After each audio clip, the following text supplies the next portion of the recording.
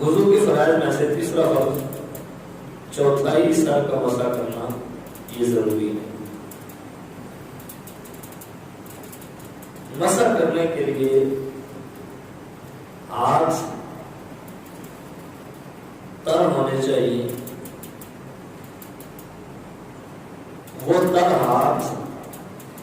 سر کے چوتھائی حصے پر اگر پھیر دیا جائے تو اس سے مسح جو فرض ہے وہ ادا ہو جائے گا۔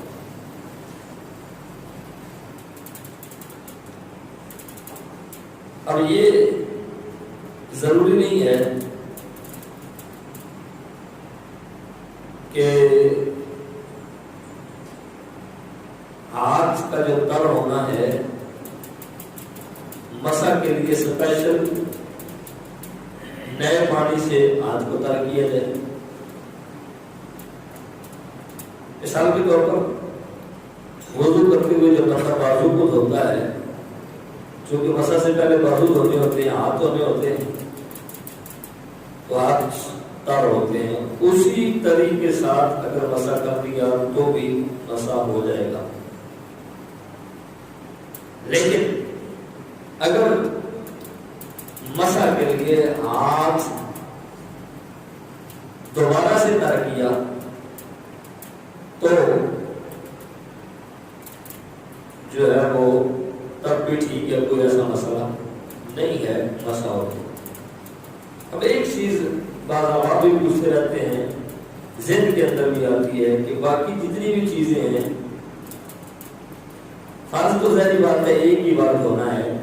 لیکن چہرہ دھوتے ہیں 3 بار، ہاتھ دھوتے ہیں 3 بار، پاؤں دھوتے ہیں 3 بار، مسح ایک بار کیوں؟ ہمارا آپ کے نزدیک مسح ایک بار ہے، 3 بار نہیں۔ اصل میں فقہائے کرام نے اس چیز کو بیان فرمایا کہ مسح اور دھونا یہ الگ الگ چیزیں ہیں۔ دھونا یہ ہوتا ہے کہ پانی جس اعضاء کو دھو رہے ہیں اس پر پانی بہہ جائے اور کم از کم 2 قطرے اس عضو کے ہر جز سے جو ہے وہ بہنے چاہیے۔ اب فقہائے کرام فرماتے ہیں اگر مسح بھی 3 بار کیا جائے، ایک بار بندہ گیلا ہاتھ اپنے سر پر مارے، دوسری بار مارے اور تیسری بار مارے، تو فقہائے کرام فرماتے ہیں پھر وہ مسح نہیں رہتا بلکہ وہ بھی تقریباً دھونا ہی ہو جاتا ہے، کیونکہ جب گیلا ہاتھ 3 بار مارے گا تو اتنی جو ہے وہ تراوٹ آ جائے گی کہ بال جو ہے وہ بہت سارے گیلے ہو جائیں گے۔ تو اس لیے مسح ایک بار رکھا گیا کہ گیلا ہاتھ ایک بار جو ہے وہ سر پر پھیر لیا جائے تو اس سے جو ہے وہ مسح ادا ہو جائے گا۔ اس لیے مسح ایک بار ہے، باقی جو وضو کے فرائض میں سے ہیں جن کا دھونا ان کا باقی 3 بار ہے، جن کا دھونا سنت ہے یا وہ آتے ہیں تو اس کے سارے جو معاملات ہیں وہ 3 بار۔ اب یہ ہے کہ ایک بندہ ہے اس کے سر پر بال نہیں ہے، قدرتی طور پر گر گئے ہیں یا خود منڈوا کر اس کے ساتھ جو ہے وہ بال ختم کروا دیے۔ ایسی صورت میں یہ ہے کہ اب جو اس کے سر پر بال نہیں ہے تو وہ سر کا جو چوتھائی حصہ ہے اس کا جو ہے مسح کرے گا۔ ایک بندہ اگر ایسا ہے کہ جس کے سر پر کچھ حصے پر بال ہے کچھ حصے پر نہیں ہے تو کرے گا تو وہ چوتھائی سر کا مسح، لیکن فقہائے کرام فرماتے ہیں کہ اس کے لیے بہتر ہے کہ وہ وہاں سے مسح کرے جہاں سے اس کے بال ہیں، جہاں اس کے سر پر بال موجود ہے وہ مسح وہاں سے کرے۔ اس لیے اس چیز کی بھی احتیاط کرنی چاہیے۔ تو جو مسح فرض ہے وہ چوتھائی سر کا ہے، پورے سر کا مسح فرض نہیں ہے، لیکن پورے سر کا مسح فرض جو ہے وہ اس لیے کی جاتا ہے چونکہ پورے سر کا مسح کرنا یہ سنن میں آ جاتا ہے، اس لیے پورے سر کا مسح کیا جاتا ہے۔ اب وضو کر رہے ہیں، وضو کرتے ہوئے مرد ہے اس نے ٹوپی پہنی ہوئی ہے، امامہ پہنا ہوا ہے پگڑی شریف، یا عورت ہے اس نے سر پر چادر دے رکھی ہے، دوپٹہ دے رکھا ہے، تو ایسی صورت میں کیا مرد ٹوپی کے اوپر سے مسا کر سکتا ہے، پگڑی کے اوپر سے مسا کر سکتا ہے، یا عورت جو ہے وہ چادر یا جو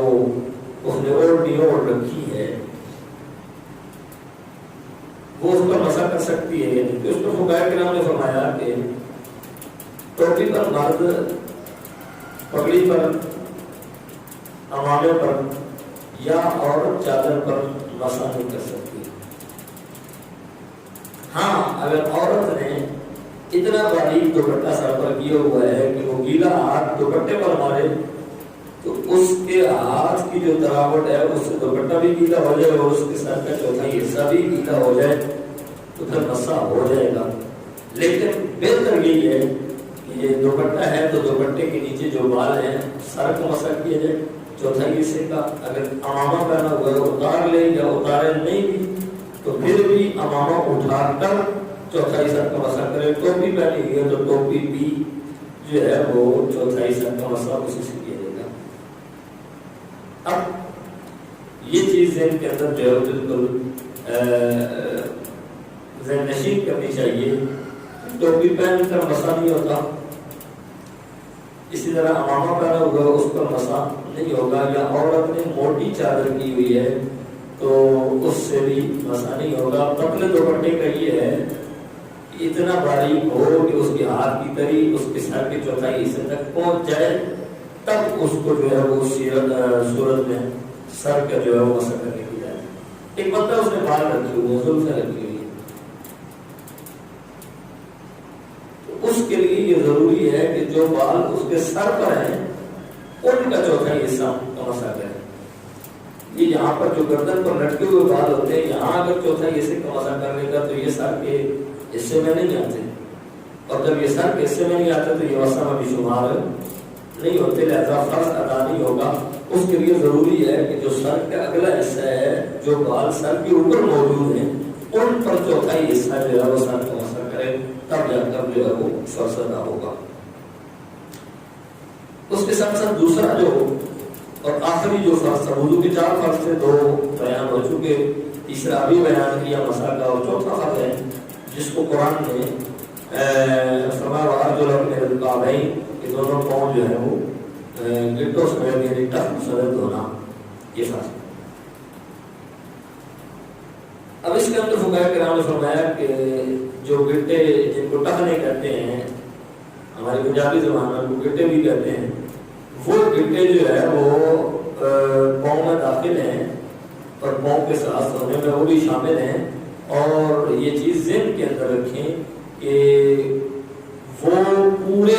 شامل ہونے چاہیے دھونے میں۔ بعض لوگ دھوتے ہیں پاؤں، کئی جو ہے ان کے نیچے سے دھوتے ہیں، اوپر وہ گٹے باقی رہ جاتے ہیں، کئی جو ہوتے ہیں وہ آدھے دھوتے ہیں، آدھے جو ہے وہ خشک رہ جاتے ہیں، تو وہ جو ہڈی اٹھی ہوئی ہوتی ہے، دوسرے لفظوں میں جو ابری ہوئی جو ہڈی ہوتی ہے وہ سارے کا سارا ایسا پاؤں سمیت دھونا یہ ضروری ہے۔ اس کے اندر دھونے میں یہ احتیاط کرنی چاہیے کہ انگلیاں جو پاؤں کی ہوتی ہیں ان کے اندر جو ہے وہ آپ پانی پہنچائیں۔ بعض لوگوں کا ہوتا ہے کہ بعض لوگوں کی انگلیاں آپس میں ملی ہوئی ہوتی ہیں اور اتنی شدید ملی ہوئی ہوتی ہیں کہ پانی جو ہے وہ احتیاط کیے بغیر وہاں پر داخل نہیں ہوتا، اور اگر ایک ذرا بھی دھونے سے رہ گیا تو پھر وضو کامل نہیں ہوگا۔ اسی طرح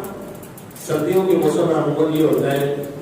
گرمیوں میں بھی بے احتیاطی کی وجہ سے ہو جاتا ہے، پاؤں کا جو پچھلا حصہ ہے ایڑی کے اوپر جو پیچھے سے ہڈی نکلی ہوتی ہے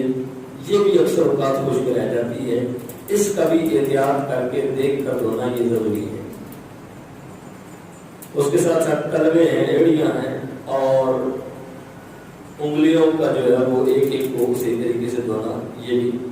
پاؤں کے دھونے کے ساتھ شامل ہے۔ اب ایک اور چیز یہ ہے کہ وضو اس کے لیے جن اعضاء کا دھونا ضروری ہے ان پر پانی کا بہہ جانا شرط ہے۔ اس کے لیے ارادہ بندے کا ہو نہ ہو وہ دھل جائے تو وضو ہو جاتا ہے۔ یہ میں مثال دے کے بات سمجھاتا ہوں۔ مثال کے طور پر ایک بندہ بارش میں جا رہا ہے، اتنی شدید بارش ہوئی کہ اس کے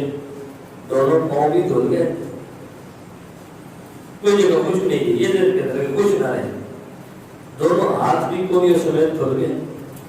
چہرہ بھی دھل گیا اور کوئی جگہ خشک نہیں رہی، اتنی شدید بارش، تو سر تو ظاہر بات ہے گیلا ہو گیا، اتنی بارش ہے، جب باقی جو جسم کے اعضاء وہ دھل گیا تو سر تو گیلا ہونا ہی ہونا۔ تو جب یہ چاروں فرائض بارش کی اس شدت کی وجہ سے مکمل ہو گئے، اس نے وضو کا ارادہ نہیں بھی کیا لیکن اس کا وضو ہو گیا۔ اسی طرح ایک بندہ ہے تالاب کے اندر، دریا کے اندر نہانے کے لیے چھلانگ لگاتا ہے، تو افضل کی بات ہے چھلانگ لگائے گا، اس کے بازو بھی دھل جائیں گے، اس کے پاؤں بھی دھل جائیں گے، اس کا چہرہ بھی دھل جائے گا، سر کے بال بھی گیلے ہو جائیں گے، چونکہ وضو کے چار فرائض ادا ہو جائیں گے، اس لیے اس نے ارادہ اگر نہیں بھی کیا تو اس کا وضو ہو جائے گا۔ لیکن یہ چیزیں ان کے اندر رکھیں، دریا کے اندر چھلانگ لگاتے ہوئے اگر اس نے ان چیزوں میں سے منہ بندہ بڑا سخت بند کرتا ہے، آنکھیں بڑی سخت بند کرتا ہے، اگر یہ حصہ جو بہر والا ہے ہونٹوں کا یہ خشک رہ گیا یا آنکھوں کے اوپر یہ جو حصہ ہے یہ خشک رہ گیا ہے، تو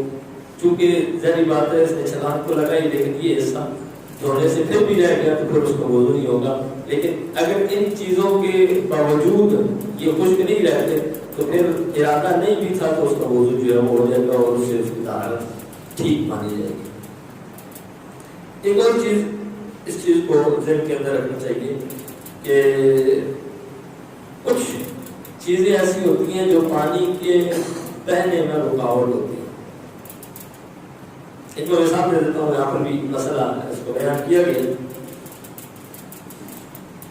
مچھلی ہوتی ہے نا، مچھلی ایک ہوتی ہے مچھلی جس کے اوپر کھال ہوتی ہے اور ایک ہوتی ہے جس کے اوپر ایک شیشہ نما، ہماری پنجابی میں اس کو سرپ کہتے ہیں، وہ ہوتے ہیں جس کو وہ یہ مچھلیاں جو صفائی کرنے والے مچھلی صاف کرتے ہیں وہ اتارتے ہیں۔ فقہاء کرام فرماتے ہیں کہ چونکہ اگر مچھلی کی صفائی کے دوران یا لینے کے لیے گیا تو ایک وہ سرپ اڑ کر ایک دو جتنے بھی ہیں اس کے پاؤں پر یا جسم کے کسی اس حصے پر آ کر گر گیا جن کو دھونا فرض ہے وضو کے اندر، تو یہ چونکہ چکناٹ والا ہوتا ہے جہاں پہ گرتا ہے وہاں پر چپک جاتا ہے۔ اب اگر اس نے وضو کیا وہ چپکا رہا، وضو اس نے کر لیا، تو فقہاء کرام فرماتے ہیں اس کے چپکے رہنے کی وجہ سے اس کا وضو نہیں ہوگا۔ اب سوال یہ پیدا ہوتا ہے کہ کیا وہ جو سرپ تھا، وہ جو مچھلی کے اوپر سے شیشہ جس کو سنہ بھی کہتے ہیں، وہ ناپاک تھا جس کی وجہ سے وضو نہیں ہوا، یا کوئی اور وجہ ہے؟ اصل میں وجہ یہ نہیں ہے کہ وہ چپک گیا تو اس کی وجہ سے وضو ہے، اصل میں وہ اس کی بناوٹ ایسی ہوتی ہے کہ اس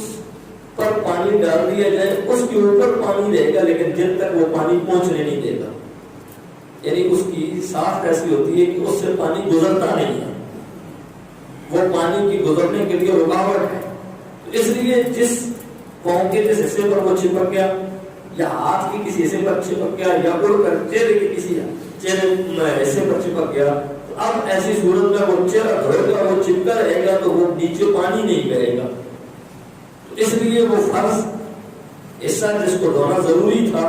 اس کی مقدار وہ جگہ خشک رہ جائے گی اور اس کے خشک رہنے کی وجہ سے وہ فرض ادا نہیں ہوگا، اگر فرض ادا نہیں ہوگا تو وہ وضو بھی مکمل نہیں ہوگا۔ لہذا اس طرح کی جو چیزیں ہوتی ہیں، اسی طرح جو نیل پالش ہوتی ہے،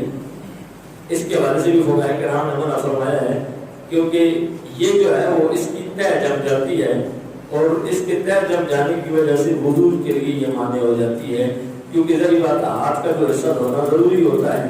وہ یہ اوپر لگی ہوتی ہے، تو اس کی موجودگی میں وہ حصہ ناخن کا دھلتا نہیں ہے، اندر کے ناخن کی چھوٹ ہے۔ یہ جو میں نے پچھلے بار بیان کیا تھا کہ ناخن کے اندر اگر مٹی جمی ہوئی ہے یا کوئی اور چیز ہے، رنگ وغیرہ یا کوئی میل ہے ناخن کے اندر، تو اس کا دھونا تو ضروری نہیں ہے، لیکن ناخن کے اوپر پیسہ تو دھونا ضروری ہے، یہ ہاتھ میں آتا ہے اور ہاتھ دھونا فرض ہے۔ اور یہ سمجھ اب اگر نیل پالش لگی ہوئی ہے تو کسی عورت پر غسل واجب ہے تو اس نیل پالش کی موجودگی میں اس کا واجب غسل نہیں ہوگا جب تک وہ نہیں اتارے گی، اور اسی طرح اگر وہ وضو کر رہی ہے تو اس کا وہ وضو نہیں ہوگا جب تک وہ نیل پالش نہیں اتارے گی، کیونکہ اس کی تہ جم جاتی ہے۔ اور یہ سب سے بڑی کمزوری ہے، ہماری مائیں بہنیں खास तौर पर जिनकी नई नई शादी हुई होती है और उनको पानी की जरूरत होती है, वो कई कई दिनों तक पॉलिश भी लगी रहती है और इसी हालत में वो जो है वो समझती है कि उन्होंने गुस्ल करके पाकी हासिल कर ली है, वो वुजू करके नमाज पढ़ रही है, लेकिन ना उनको वुजू के साथ तहारत हासिल होती है, ना वो गुस्ल के साथ पाकी हासिल कर सकती हैं। इसलिए इस चीज की बड़ी एहतियात करनी चाहिए। और ये जिन के अंदर कि मैंने पिछले दर्स के अंदर ये चीज बयान की थी कि मेहंदी लगी हो तो वुजू हो जाता है, नेल पॉलिश पर नहीं होता। तो ये ध्यान के अंदर रखें कि मेहंदी का मामला और है और नेल पॉलिश का मामला और है। मेहंदी की तह नहीं जमती, मेहंदी सिर्फ रंग छोड़ती है, उसकी रंगत बरकरार रहती है, मेहंदी की तह नहीं जमती। लेकिन जो नेल पॉलिश है इसकी बाकायदा तह जम जाती है और उसका सबूत ये है कि जब आप उसको उतारेंगे तो खुरच कर उतार सकते हैं, जबकि मेहंदी खुरची नहीं जा सकती।